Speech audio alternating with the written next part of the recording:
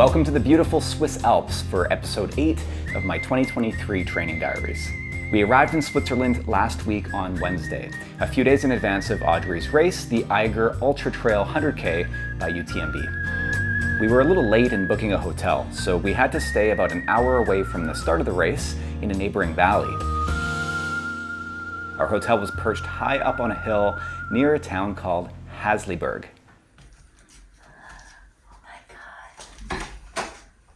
This is so cute! This balcony. In this video, you'll see highlights from the 5 incredible days that we spent in Switzerland, including, of course, footage from Audrey's race. On Thursday, after running a few errands, we checked out some of the sights down in the valley, like Reichenbach Falls, where we took the Reichenbach funicular up for a better view. This is so scary. It was opened in 1899 and rebuilt in 1999 to its current design.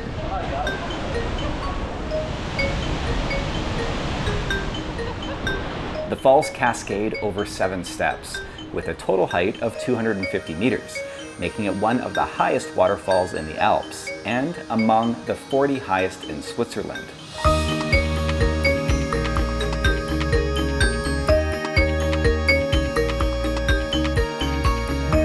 But it's perhaps best known from popular literature as the location of the death of Sherlock Holmes, and there's a Sherlock Holmes museum nearby. The weather forecast for the weekend wasn't looking great, and there were thunder showers expected for the race. But when we woke up the next day on Friday, the outlook had improved. Good morning. That afternoon, we headed into Grindelwald for bib pickup and gear check.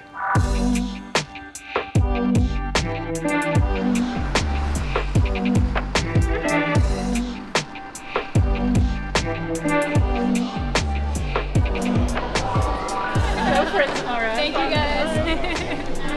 All right. Okay, we got a bib and a GPS tracker and everything I need. We then went to a media event to get some more background on the race. Because Eiger is a team spirit, it's a huge team, we have 50 people in the core team. E101 is like the first distance we had. It leads from Grindelwald up to Grosse Scheidegg and then actually stays always at the highest point, coming back and surrounding our valley anti-clockwise. You have the feeling, oh, now I'm going into the flow, but it's like it goes down, it goes up a bit. Down and up a bit.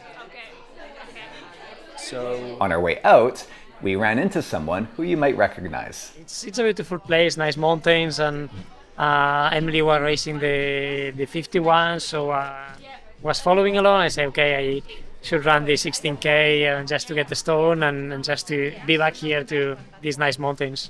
Good morning. Morning. 3:30 in the morning and making our way to the start line. I feel good.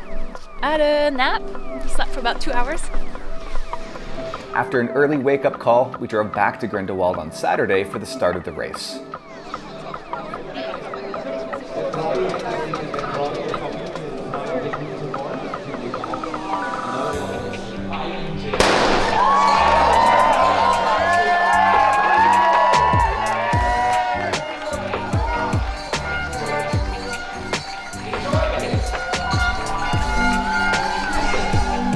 I took the lift up to the top of the first climb using my spectator's pass, which got us access before the lift opens to the public.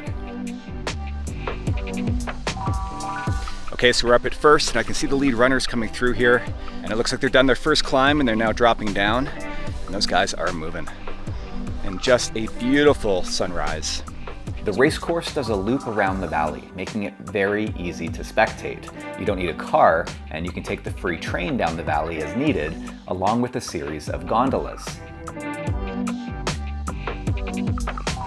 Well, I think that's her. Yeah, here she comes.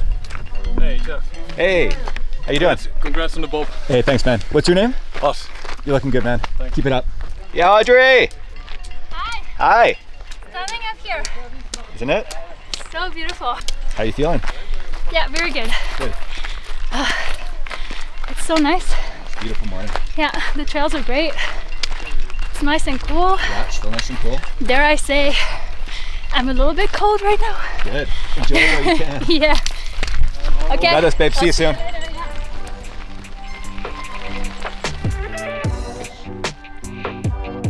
The runners would now drop down below us before climbing back up from the other side of the summit where I stood, so I didn't need to go far to see Audrey again.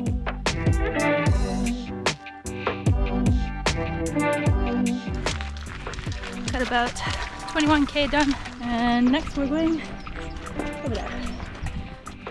A highlight of the course is definitely the cliff walk that runners take before reaching the aid station on the summit.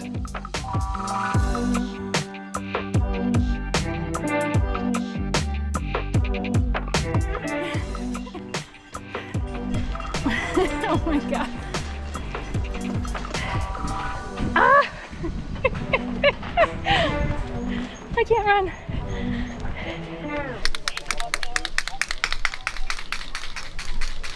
Okay. Yeah. Doing great. This course is fabulous. It's so pretty. Yeah. But yeah, the climbs are tough. Easy to spectate so far. I haven't moved. Yeah, no kidding. Easy and pleasant, I would think. Low effort for you, That's right. other than holding the camera. Back in town, I was able to catch the 9 a.m. start of the 16-kilometer race that Killian was in. And just an hour and a half or so later, I could watch the leaders come through the finish as well. All right, so we're expecting the winner of the 15K to come through any minute. It's not Killian, apparently. I think he's in 8th, or at least he was at the last checkpoint there. He's obviously just taking it easy today, just here for the running stones for UTMB.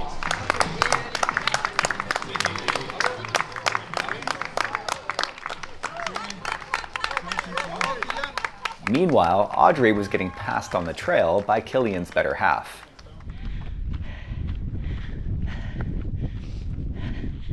That was Emily. She's running the 51 kilometers. She just flew by me. I mean, she was pumping air a little bit. It makes me feel better. But yeah, she was moving.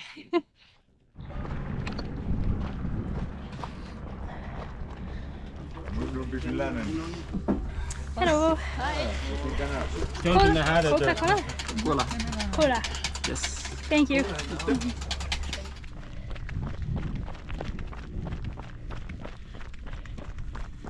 I now had a bit of time to kill before taking the train down the valley to see Audrey at the aid station just after the halfway point.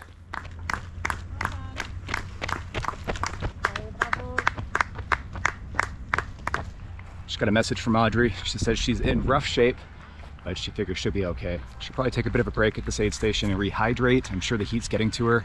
Fortunately, there are a few clouds moving in, but they have a massive climb out of this valley for the second half. Here she comes.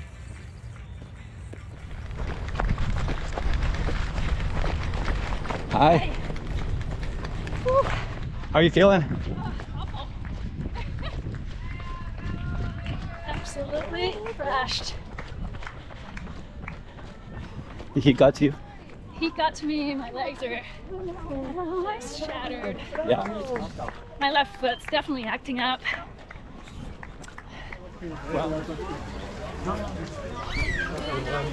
Got her shoes ready. She's going to change into the Ultra Glide. She feels like she needs something with a little bit more cushioning. She's going to reapply sunscreen and rehydrate. I've got a couple bottles for the road for her as well, and some more run food, but she did say she wants to take a few minutes and recharge here. So we're going to keep an eye on the time and try to get her out of here in maybe 10-12 minutes. I don't want to rush her, but I do want her to be cognizant of the time as well. It's insanely hot. Yeah. We're just like roasting in the sun. I feel so burnt. Okay. Let's go. On the left here. Okay. Okay, thank you. Bye. It was now time for me to begin hiking up to the aid station at the 70-kilometer mark so that I could get a bit of time on feet myself. All right, so I'm just doing my run hike for the day. I'm gonna hike up to the aid station at the 70-kilometer mark to see Audrey. I think this route's about 11 kilometers with a fair bit of vert.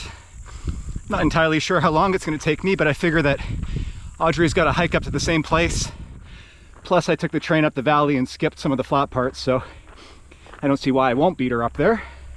But little did I know that the minor foot issue that Audrey had been experiencing at the halfway point was now developing into a major one.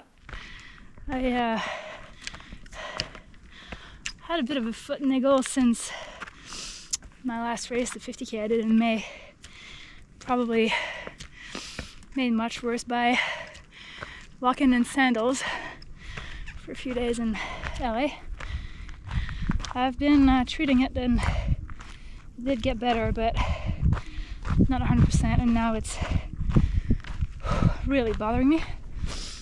It was like the bottom of my foot, but now it's kind of spread to like my toe and ankle. So yeah, my entire left foot basically is in pretty rough shape. I just worry that if I keep running on it or walking on it, I'm just gonna be compromising the rest of our summer here. So not too sure what I should do.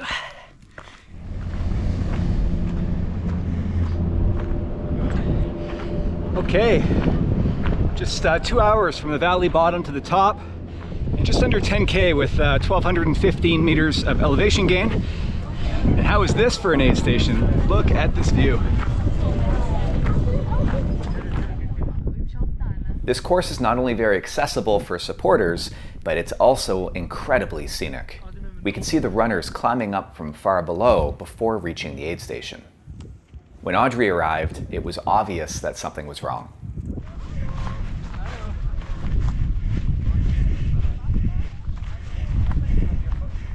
Hi. No, in case you need it. And earlier in the race it was, sensitive on the downhill, but now it hurts all around. Yeah. In fact, like the pain has spread like from just the ball of my foot to the top of my toe and my ankle. Yeah. Let's go sit down. Let's go sit down. Take off your shoe. Come on.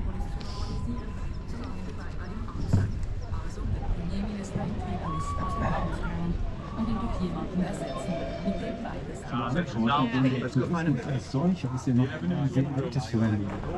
just gonna look for a medic to see if we can get this foot evaluated. This is really tricky. It sounds like Audrey's worried that whatever this injury is she's developed, obviously it could get worse by running another 30 kilometers on it, and that could compromise the rest of our summer. We've got a really big summer full of plans, so I think we'll let the medic make the call here on whether she's doing a lot of damage.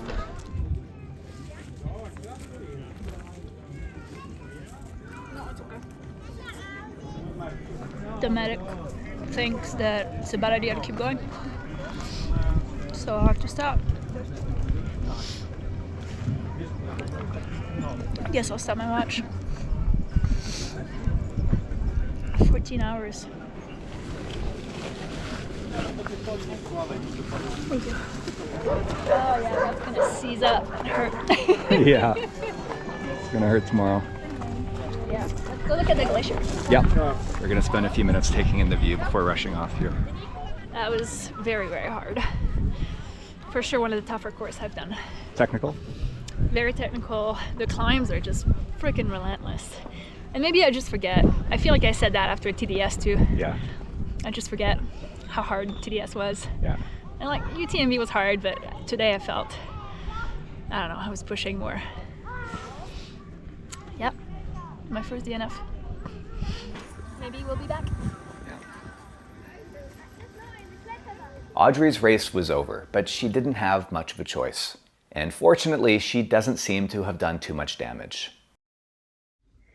Happy Sunday. As most of you know, I had to drop out of the Eiger 100 yesterday because of a foot injury. Long story short, I had a niggle that got worse and worse throughout the day.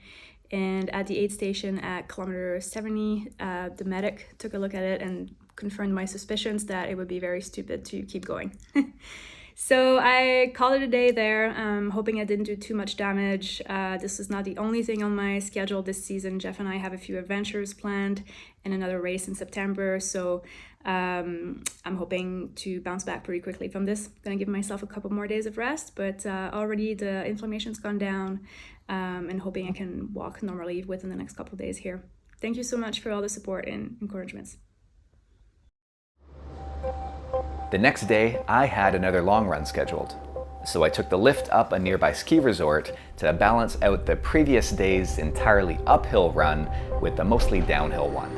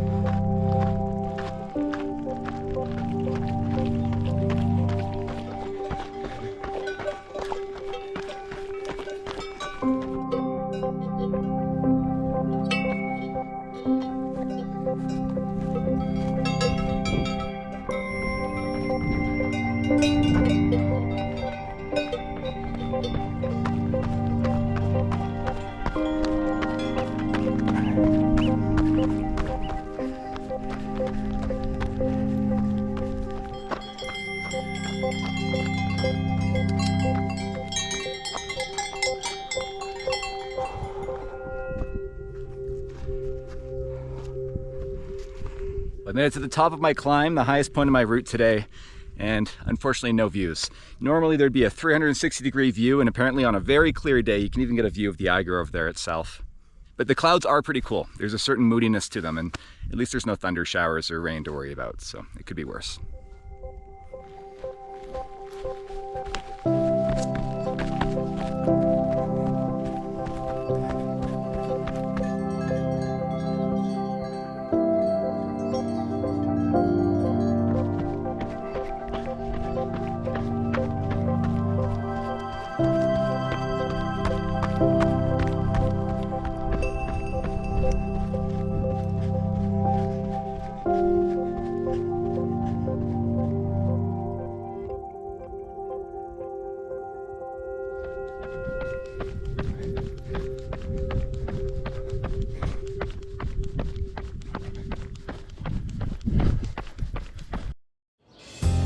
We've actually arrived now back in France, in Annecy, where we'll be spending 2 weeks before heading to Chamonix to start the Tour de Mont Blanc. We'll be hosting a group on a 6-day fast pack of the TMB in partnership with Vagabond Trails. And I'll tell you all about that in the next episode, along with some footage from our time in Annecy, so stay tuned for that.